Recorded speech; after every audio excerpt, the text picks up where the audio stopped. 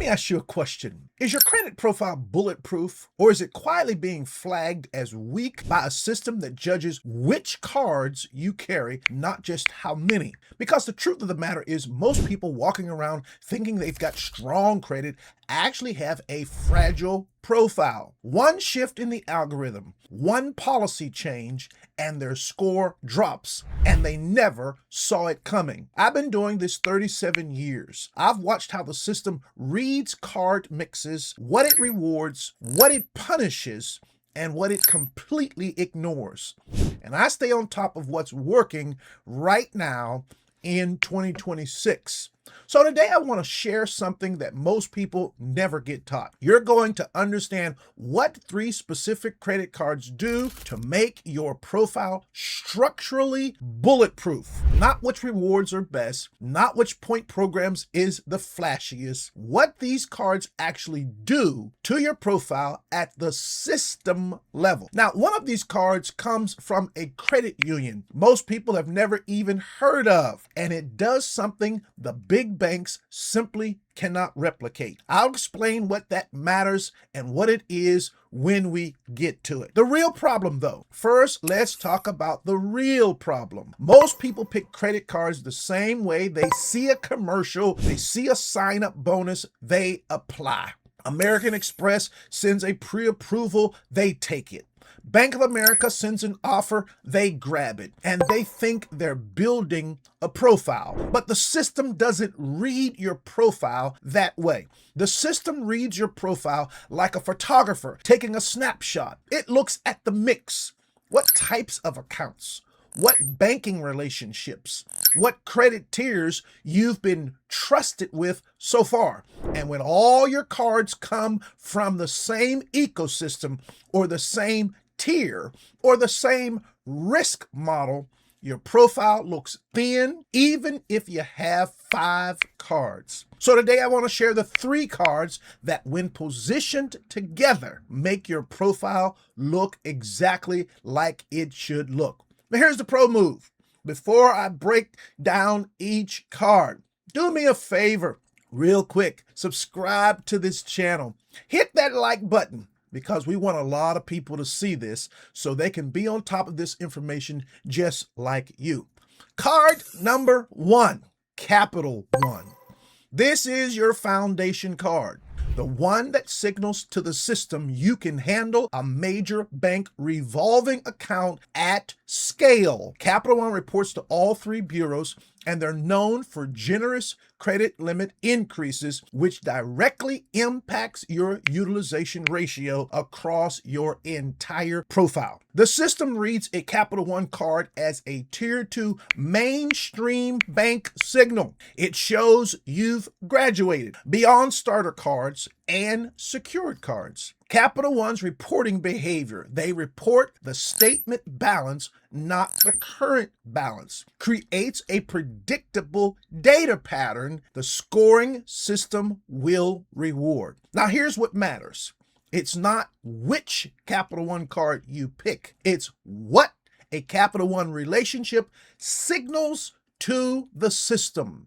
Mainstream bank trust, revolving account management at scale, and consistent reporting patterns. Let me give you a quick story. I had a client who had 3 store cards and a secured card. Decent score, but his profile was weak. Every account was the same tier, same type. We added 1 Capital One card to the mix. Same person, same habits, but now a different position, and it made all the difference. Now here's what most people get wrong about Capital One. They get the card and they treat it like every other card in their wallet. They forget it's not just a card, it's a credential. And a credential you don't activate is just plastic sitting in your wallet. But a foundation card alone isn't bulletproof. You need a second layer. And this is where it starts to get interesting. Card 2, State Department Federal Credit Union, SDFCU. This is your relationship card, the one that adds an entirely different banking ecosystem to your profile. You see, credit union accounts are read differently by the scoring system than major bank cards. They signal membership-based financial relationships, not just transactional ones. Adding a credit union to your mix breaks the single ecosystem problem.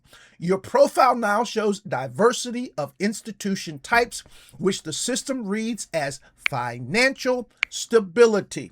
SDFCU specifically offers cards that don't require hard pulls for members in some cases, and their underwriting is relationship-based, not algorithm only, which means the system sees a different kind of account on your profile. Here's what matters. Ecosystem diversity. A credit union card on your report tells the system something a Capital One card cannot, that you've been trusted by a membership institution, not just approved by an algorithm. Remember what I said at the beginning? This card does something the big banks can't replicate. Here's what that means. Big banks approve you based on an algorithm. Credit unions approve you based on a relationship. And the scoring system can see the difference on your report. When a credit union account shows up, it signals trust at a different level.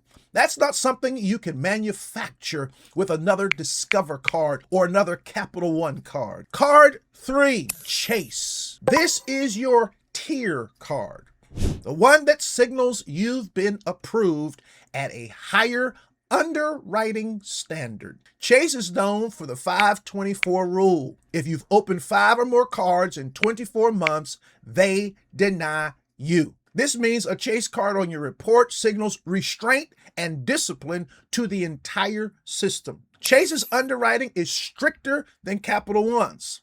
Having a Chase approval tells the system you passed a higher bar. The Chase ecosystem, Freedom, Sapphire, and so on, lets you add depth to your profile without adding new hard inquiries. But here's what matters. It's not the specific Chase card. It's what the Chase relationship signals. I'm going to say it again. A Chase card isn't just another line on your credit report.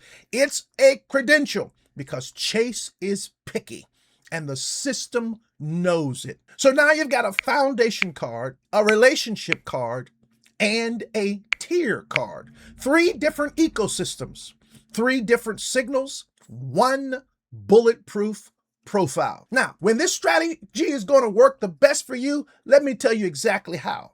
And more importantly, let me tell you what not to do. Number 1, do not apply for all 3 in the same 30-day window. The system reads rapid application clusters as desperation, not strategy. Each card should be added deliberately with time between them. I'm going to say that again because I want you to get it. Time between them.